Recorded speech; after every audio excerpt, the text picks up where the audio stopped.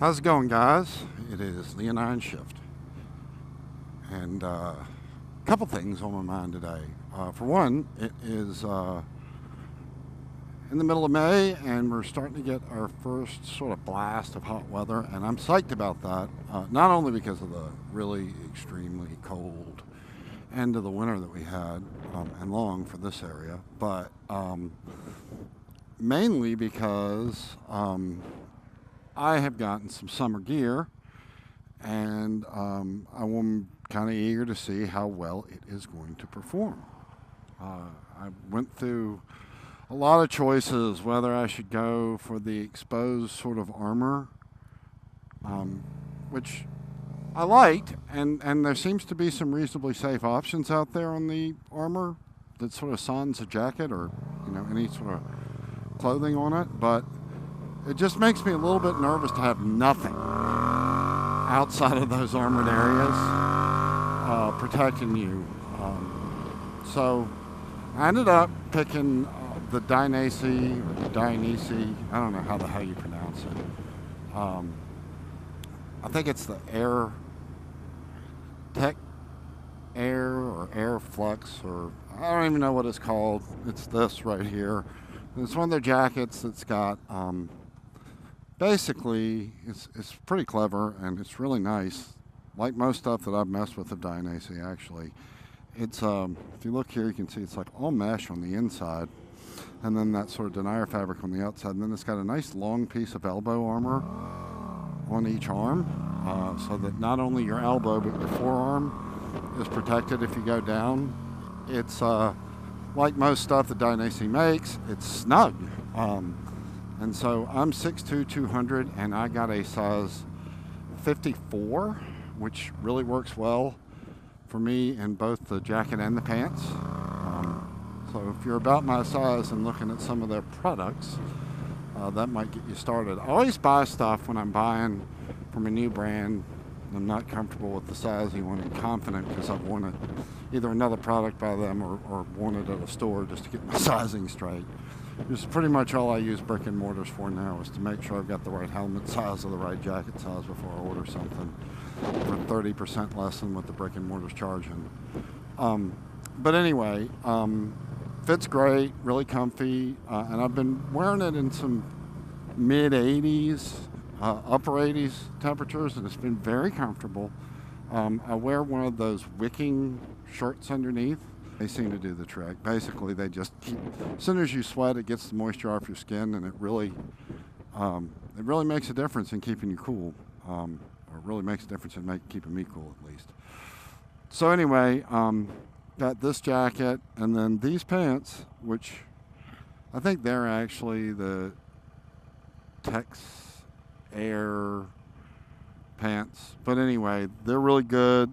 They come with armor, much like the elbow armor in this jacket, and the knees, it comes down the shin, and then you'll see you've got these big mesh areas and the unlikely impact zones, and then the fabric in areas where it's more likely you're going to get hit. The one downside to these pants, make a short work of this guy, is they do not come with any sort of hip armor.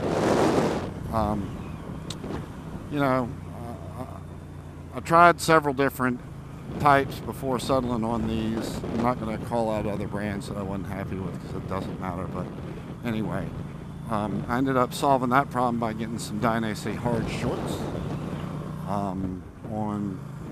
for a discount of like $70, which is cool because I always kind of find the hip armor in all of my, pretty much all the pants I have to be kind of hokey and of dubious value, and the hard shorts have 3 different sets of armor, high on the hip, on the thigh that actually has that hard outer shell, so if you start sliding, you got something there to sort of keep your skin on you. So anyway, stoked. I've been out for a few minutes, about 20 minutes riding today, and I'm happy, man. I'm cool. It's not humid. It's about 92. It's not that humid yet, so that'll be the true test here in about a month when we get the famous Virginia 95 90% humidity days, but so far so good.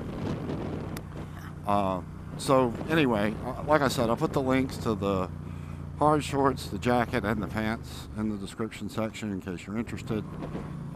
They're working really well for me so far. So the other thing on my mind, though, way more on my mind, when I did my review on this bike, I talked about how I had a Yoshimura, but I had not gotten the electronic jet kit, the fuel controller, and you know, some people like the Power Commander series. There's a lot of products out there. I ended up getting the electronic jet kit just because Dobek has a presence on one of my forums, and other people had tried it with success, and there was a forum discount. So I got the fuel controller for $225, and I have to say, it's really, really nice. In my review, before I had it, one of the things I talked about was the engine braking, and this bike can be really severe. And that has definitely been made much more comfortable. Still useful, and I love me some engine braking, but not so jerky and sudden where it like just pulls you almost over your handlebars. So definitely has made it smoother. Definitely has made the engine braking much more manageable. I used to get really loud popping on deceleration, which frankly I actually kind of liked. But it's basically fuel that never got spent properly in combustion that is reigniting in your muffler, which is, you know, just probably not the worst thing in the world, but not a great thing. So went ahead and got it, installed it. I actually did a how to install my power for this ram mount here, and sort of went over how I routed that as well.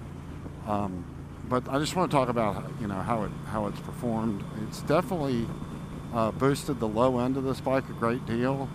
Very, very easy to wheelie in first and second gear.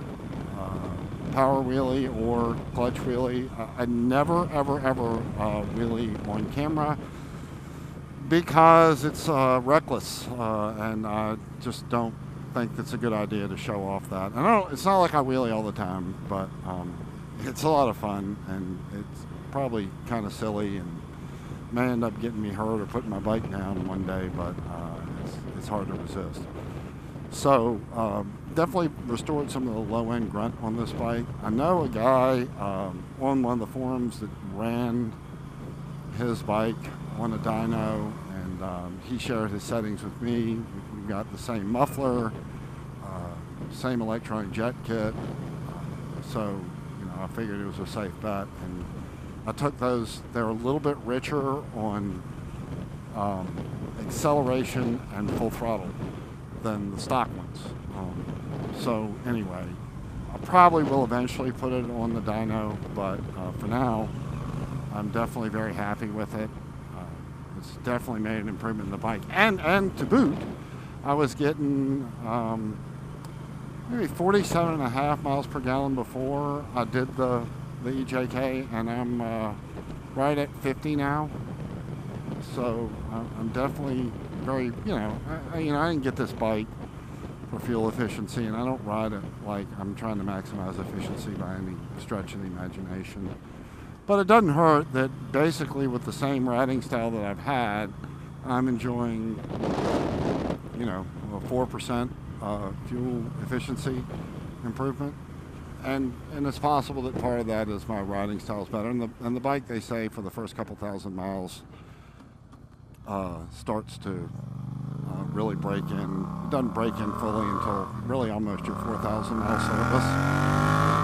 So if that's the case, then it may have nothing to do with the EJK. But the fact that the decel popping has really greatly stopped tells me something's doing a better job of managing the fuel inside its combustion area. And also removed the snorkel that goes over the air filter in the bike, and so I guess that's a factor too. I don't really know enough about how this fuel injection works to speak of it other than the most broad sense. So I don't want to pretend to have some sort of knowledge of it that I don't, because I really don't know shit about it other than what I read and my limited research. So anyway, yeah. So electronic jet kit for the FZ-07. If you buy an aftermarket pipe, thumbs up, man. I'm very, very happy with it. Definitely has performed equal to or greater than my expectations on it. So if you're, if you've got an FZ and you've gotten a pipe, it's not that much more money where you can see, not a huge improvement, but a noticeable improvement in how your bike behaves. Come on, dude. Oh, one other thing too before I go. I just remembered. The more I ride this bike, I don't know if it's this bike or just sort of my riding style progressing, but the more I seem to get away from shifting with all four fingers on the clutch and going with just almost seems exclusively now. Not exclusively, because I still, and I'm not trying to, okay, now I'm only going to shift with two fingers, but I have adjusted my clutch out so that it can shift without squashing my fingers when I pull it in with the two and I leave the two on the bar. And part of that is I just like to keep my hands on the handlebars, despite the fact that I seem to remove one while I'm talking almost all the time on the motovlogs. But so anyway, but yeah, like I seem to do almost all of my shifting now, at least when I'm paying attention to it, with the two fingers. And I'm really happy with that, actually.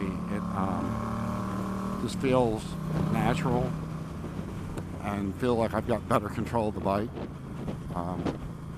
I generally go with 3 on the brake, and I've got the shorty levers on here, so that may be a contributing factor too. But anyway, just wanted to share that. Okay, now I'm really leaving. Have a great day, enjoy the ride, and shift with pride. Later.